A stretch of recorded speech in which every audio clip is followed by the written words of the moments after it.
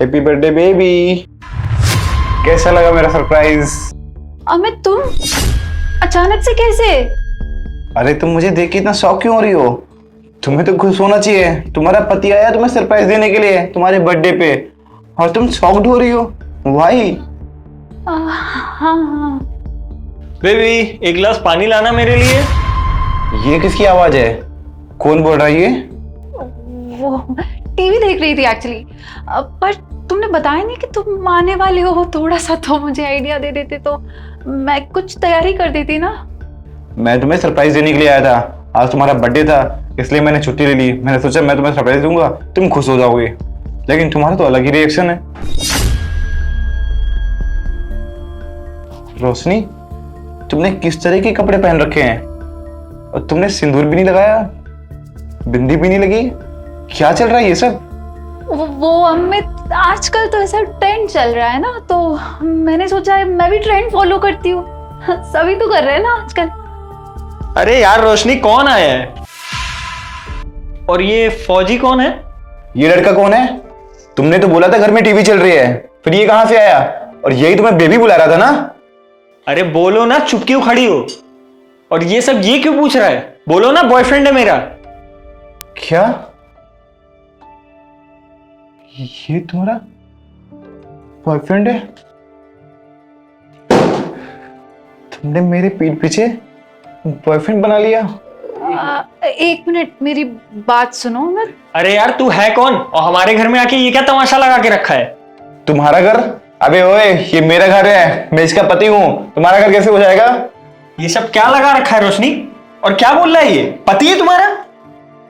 ओ, तो ये मतलब है तूने मेरे साथ साथ इसे भी धोखे में रखा है। ओ भाई, हम दोनों शादीशुदा हैं, और मेरे पीठ पीछे तेरे साथ ये चक्कर चला रही है, और तुझे बताया भी नहीं कि ये शादीशुदा है। ओ, तो ये बात है, अब मैं समझा। तुमने इसलिए ऐसा ड्रेसअप पहन रखा है, और तुम्हारे गले में मंगलसूत्र नहीं है, ना तो मांग में सिंदूर है। क्यों होता है ये सब? तुम्हें तो इसके साथ में यासी करनी थी। कहां सोचा तुमने अपने पति के बारे में? रोशनी क्या बोल रहा है ये? और तुम बुद्ध बन के क्यों खड़ी हो? कुछ बोलोगी? अरे प्यार करने लगा था तुमसे, शादी करने के सपने देख रहा था, और तुम ये सब। भाई मुझे माफ कर दो, मुझे इस सब के बारे में कुछ भी नहीं पता था, इसी वजह से मुझसे ये गलती हो गई। बस बहुत हुआ। देखो अमित, आई नो मैंने बहुत बड़ी गलती करी है, लेकिन मैं भी क्या करती? मैं मजबूर थी ना, मेरी भी कुछ एक्सपेक्टेशंस थी। शादी के बाद तुम तो अपना बॉर्डर पे चले गए, अपने देश की सेवा कर रहे थे। तुमने एक भी बार सोचा मेरे ऊपर क्या बीत रही है, मैं क्या सोच रही हूँ, मेरी एक्सपेक्टेशंस क्या है? किसी ने कोई पूछता तक नहीं है मुझसे कि तुमने खाना खाया नहीं खाया, तुम्हारी तबीयत कैसी है नहीं है। बस इस चार दीवारी में मैं पड़ी रहती हूँ दिन भर, कोई पूछने वाला नहीं है मेरा हाल चाल, कुछ भी नहीं। तो क्या धोखा देना इस बात का सोल्यूशन था? इससे तुम्हारा सोल्यूशन हो गया? अरे अगर तुम्हें मेरा टाइम चाहिए था तो मुझे बताती ना, मैं नौकरी छोड़ देता, घर पे रहता, तुम्हें ढेर सारा प्यार देता। लेकिन ये सब करने की नौबत तो नहीं आती। तुमने मुझे चीट किया। तुमने एक बार तक मेरे बारे में नहीं सोचा कि मुझ पे क्या बीतेगी, और सोसाइटी में पता चलेगा तो क्या होगा, अमित का नाम खराब होगा। तुमने एक बार तक नहीं सोचा कि समाज क्या सोचेगा? अरे एक बार मेरे बारे में सोच लिया होता। लेकिन नहीं, तुम्हें तो सोचना ही नहीं था। तुम्हें तो बस इस बॉयफ्रेंड की नीड थी ना, बना लिया तुमने। बहुत टाइम चाहिए था तुम्हें ना।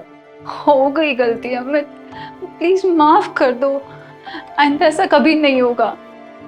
तुम्हें मुझे धोखा देने से पहले ना एक बार सोचना चाहिए था। रोशनी, जब एक फौजी देश की सेवा कर रहा होता है तो उसके दिमाग में सिर्फ एक ही चीज चलती है कि कोई मेरा अपना है मेरे घर पे जो मेरा इंतजार कर रहा होगा। अगर मुझे ये पता होता कि मेरा घर पे कोई इंतजार ही नहीं कर रहा है, तो इससे अच्छा मैं देश के लिए शहीद हो जाता। कम से कम मुझे आज ये दिन ना देखना पड़ता। उस पर क्या बीत रही है? तुमने ये सब कर दिया, और ये सब करने के बाद मैं तुम्हें अपनी नजरों के सामने देखना नहीं चाहता। और तुम्हारे लिए यही अच्छा होगा, अपना सारा सामान पैक करो और निकल जाओ मेरे घर से। मुझे तुम्हारे साथ ना तो रहना है और ना ही तुम्हारी शक्ल देखनी है। मेरा तो कोई बचा नहीं है, लेकिन मैं जैसे तैसे अपनी जिंदगी काट लूंगा अपने देश के लिए। तुम जा सकते हो यहां से। एक बार मेरी बात तो सुन लो। अरे माफी मांग के क्या करोगी? माफी मांगने के बाद यही बोलोगी कि तुम्हें दूसरा मौका चाहिए। अरे मुझे कोई नहीं देना तुम्हें दूसरा मौका, मुझे कोई रिश्ता ही नहीं रखना तुमसे।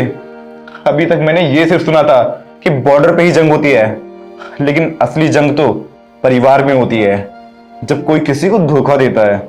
मैं तो यहाँ तुम्हें सरप्राइज देने आया था कि मेरी वाइफ का बर्थडे है, और बर्थडे का तुमने ये रिटर्न गिफ्ट दिया मुझे। मैंने कभी उम्मीद नहीं करी थी तुमसे ऐसी। जा सकती हो अब तुम।